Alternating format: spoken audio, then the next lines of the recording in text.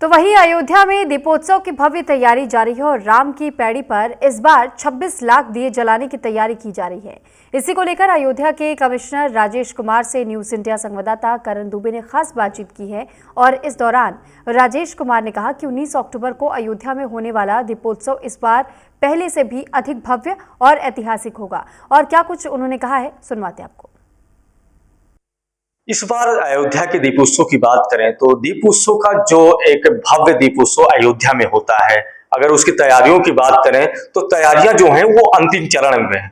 लेकिन अगर उसकी जो भी उसके मलबा फेंकने का हो या अगर बात करें पेंटिंग का कार्य हो या कोई भी कार्य हो, वो अंतिम चरण में है। ऐसे में तैयारियां के बातचीत करने के लिए हमारे साथ अयोध्या के कमिश्नर राजेश कुमार जी मौजूद हैं। सर, कैसी तैयारियां सर चल रही हैं और तैयारियां कहाँ तक पहुंची है सर? कब उसका अंतिम चरण होगा सर? आपने देखा होगा कि अयोध्या में खासतौर से घाटों पे और राम की पैड़ी पे इस बार सरकार की तरफ से काफी कार्य हुए हैं। जैसे घाटों का नवनिर्माण हुआ है, उनका सौंदर्यीकरण हुआ है, ऐसे राम की पैड़ी पे बहुत सारे काम प्रचलित थे। वो सभी अभी खत्म होने के कगार पे हैं और विद इन अगले 2-3 दिन में फिनिशिंग वर्क जो छोटा मोटा बचा है वो भी हो जाएगा।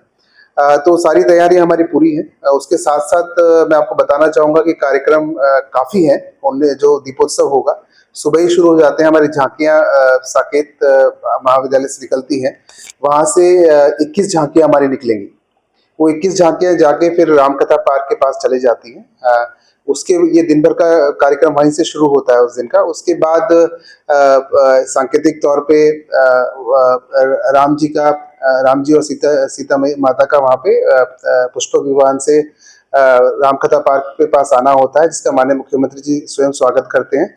उसके बाद रामकथा पार्क में एक कार्यक्रम होता है काफी बड़ा। उसके बाद झांकियों को देखा जाता है, उनको कौन सी अच्छी झांकी बनी है उसका पब्लिक के लिए भी सबके लिए रखा जाता है। उसके बाद आपके राम की पैड़ी पे बहुत सारे कार्यक्रम होते हैं। जैसे सब शुरुआत दीपोत्सव से होती है। इस बार मैं आपको बताना चाहूंगा कि गत वर्ष जो 25 लाख के आसपास दीप प्रज्वलित हुए थे, एक रिकॉर्ड बना था।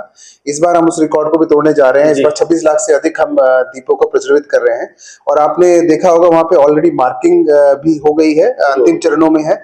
और कितने दीपक कहाँ चलेंगे और कौन जो वॉलंटियर है, कौन किस एरिया का किसको सौंपा जाएगा, वो सब तैयारी वहां पे चल रही है। उसके बाद वहाँ पे आरती होती है। जो आरती में पिछली बार 1100 समथिंग आरती सिंक्रोनाइज होके एक साथ हुई थी। इस बार उसको संख्या भी बढ़ा के 1251 किया जा रहा है। तो ये भी एक रिकॉर्ड जो अयोध्या का है, वो स्वयं ही उस रिकॉर्ड को तोड़ के आगे बढ़ने का हम प्रयास कर रहे हैं। उसके बाद बहुत बड़ा शो होता है जिसमें कि लाइट साउंड शो होता है, 3D शो होता है और साथ में आपका ड्रोन शो होता है। ड्रोन शो भी पिछली बार जितने ड्रोन थे उससे कहीं अधिक संख्या में इस बार ड्रोन बड़ा एक शो होने जा रहा है और एक आतिशबाजी होती है। उसके बाद फिर रामलीलाओं का जो बहुत विदेशों से कलाकार आते हैं, वो रामलीला का मंचन भी होता है। तो ऐसे पूरे दिन कार्यक्रम रहते हैं।